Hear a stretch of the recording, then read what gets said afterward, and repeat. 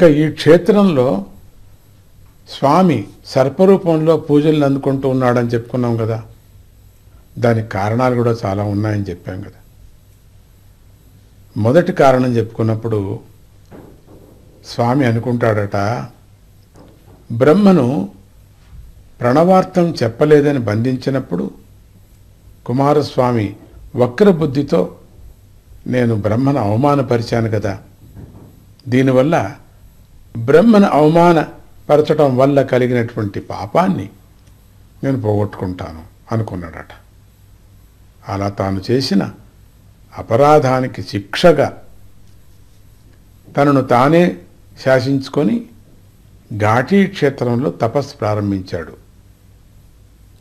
రెండవ కారణం, తారకాసురుణ్ణి సంహరించిన కుమారస్వామికి బ్రహ్మహత్య చేశాననేటువంటి దుఃఖం కలిగింది.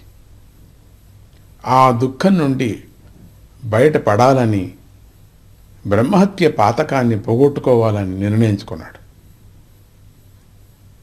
అప్పుడు భూలోకాన్ని ఉద్ధరించటానికై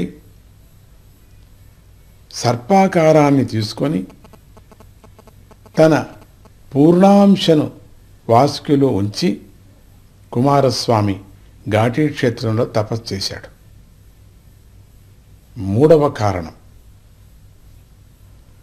చిన్నప్పుడు పండు ఇవ్వలేదని తల్లిదండ్రులపై అలిగి స్వామి, అంటే కుండలంటే మనం ఒకపాటు చెప్పుకున్నాం కదా, కొండలు అని చెప్పేసి, అవన్నీ తిరిగి అంటే కొండలంతా కూడా తిరిగి అతని ఆ పార్వతీ పరమేశ్వరుడు ఎక్కడెక్కడ ఏ కొండల మీద గుట్టల మీద వెళ్ళినప్పుడంతా పార్వతీ పరమేశ్వరులు అతని వెంటపడ్డారని మనం చెప్పుకున్నాం కదా.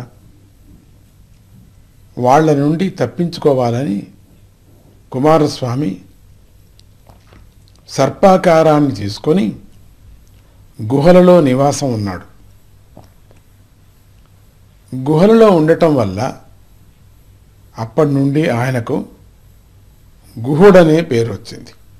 గుహలలో దాక్కున్నప్పటికి కూడా అక్కడ కూడా తల్లిదండ్రులు వచ్చారు.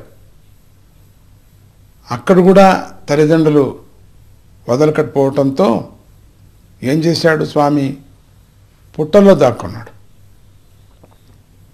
అలా తల్లిదండ్రుల్ని తప్పించుకుంటూ ఘాటీ సుబ్రహ్మణ్య క్షేత్రానికి వచ్చాడు.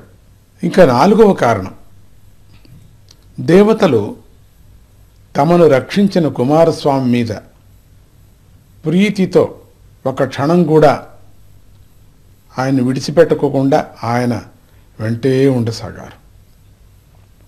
ఇలా దేవతలు తమ కర్తవ్యాన్ని మరిచిపోయి తన వెంట తిరగడం కుమారస్వామికి నచ్చలేదు.